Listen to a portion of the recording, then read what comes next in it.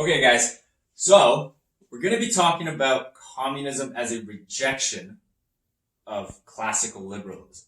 Okay, so to start off, communism comes from the mind of Karl Marx, and he was an intellectual figure that lived during the industrial age when classic liberalism was, taking off, and he was standing back and watching how it was developing, and he started having ideas about how broken the system was. Okay, so just to start off, I'm going to do a quick review of what classical liberalism was, just real quick. Okay, so in classical liberalism,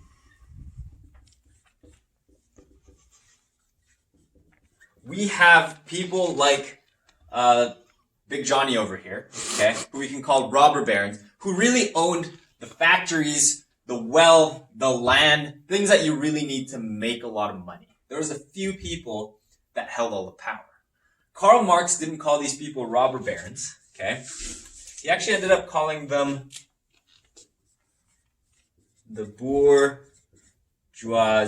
The bourgeoisie, okay?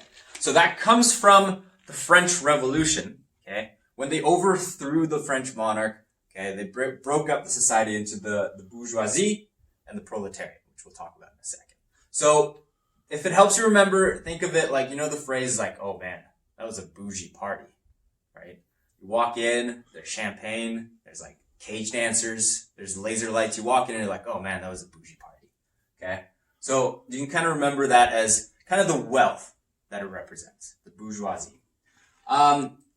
The working class that we've been talking about, the people that are really on the ground working, the people that are filling the factories and making the work and producing goods, people that are on the farms really doing the physical labor, we've been referring to them as the working class, okay? But Marx referred to them as the proletariat. Okay? Now, you can kind of think of this as they were the people that Karl Marx saw as the people that will eventually, inherit everything, in a sense.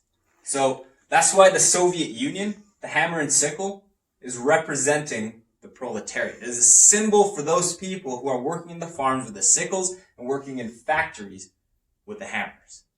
Okay.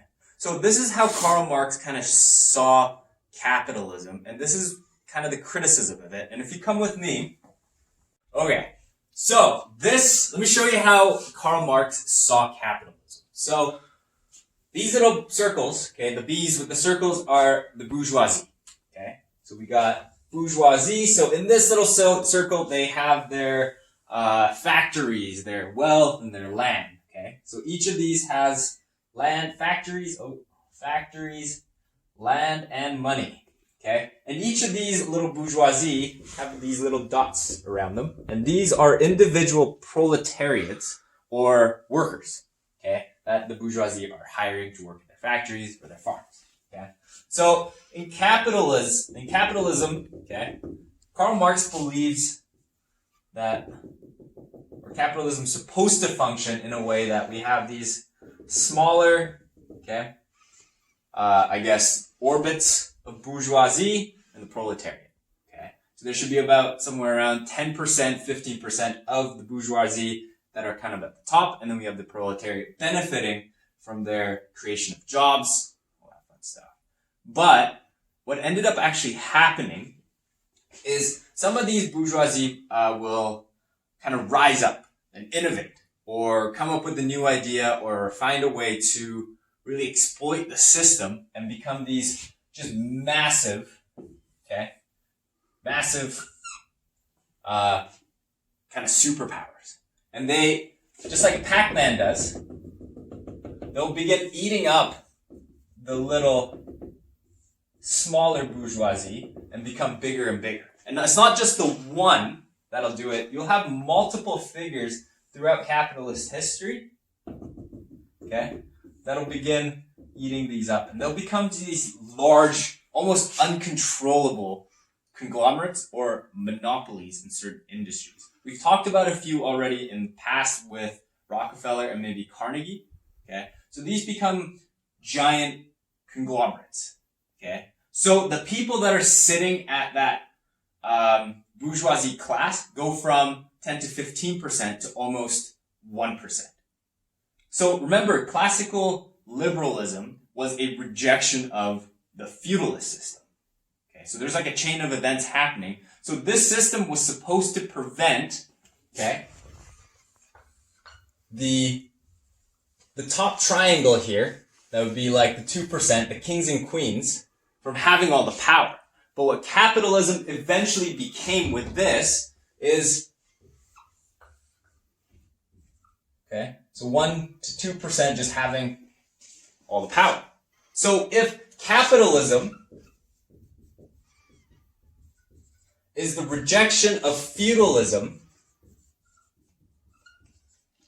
and they pretty much look the same, okay, what does Karl Marx believe is the new system? What does that new system look like that is in rejection of this system that he sees as very, very much broken? So the thing that he believes that should happen next is a 3-step process in bringing about a total communism, not just in certain countries, but throughout the world. Okay, so the 3 stages that Karl Marx believed was going to happen actually was less about him saying, hey, how about we make this happen? It was actually more of a, this is going to happen. The way things are happening, this is inevitable. There's no other situation where something else is going to happen. That was his main thesis with communism.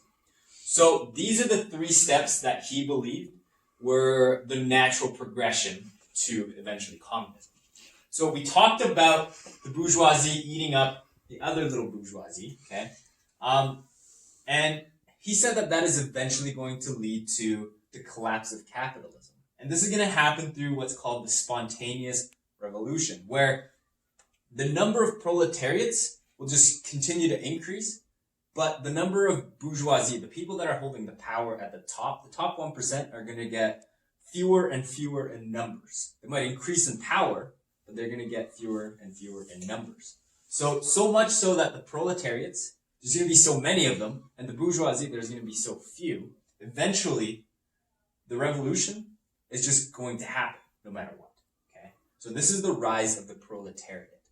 Okay? This is where they stand up against the bourgeoisie and then kind of destroy everything that's been kind of oppressing them for the last little while. So the second step of this is called the Great Socialist Revolution.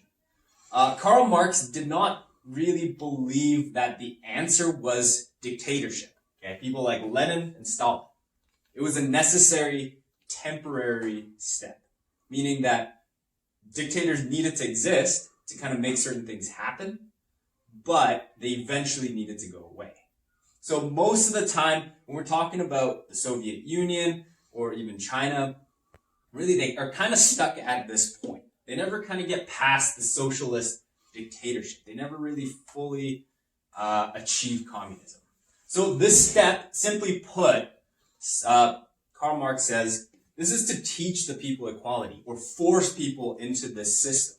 So this is a stage where people like Lenin and Stalin set the society up so that people can learn about the values of equality and eventually move into the final step, which is communism. Okay? And this is the step where the resources, like the factories, the money, the land, gets all divvied up. Okay? And then the dictators kind of take it in and then kind of spread it amongst their people. Okay? So the last step is achievement of actual communism. Okay? Now, Karl Marx always described communism and not necessarily as a national ideology, but it was one that was international, meaning eventually the whole world needs to be of one ideology, which is communism. Okay? And communism is essentially what is known as a utopia. He believes that this is something that will make the world perfect, and this is this kind of its final stage. And the final stage is that people will not need government, because everybody will already have been educated in the ways of equality. People will not need military, because military is just when there are countries. Okay? In communism, it's just one country where everyone is equal. Okay? And eventually the goal is to become so efficient that unemployment is rampant.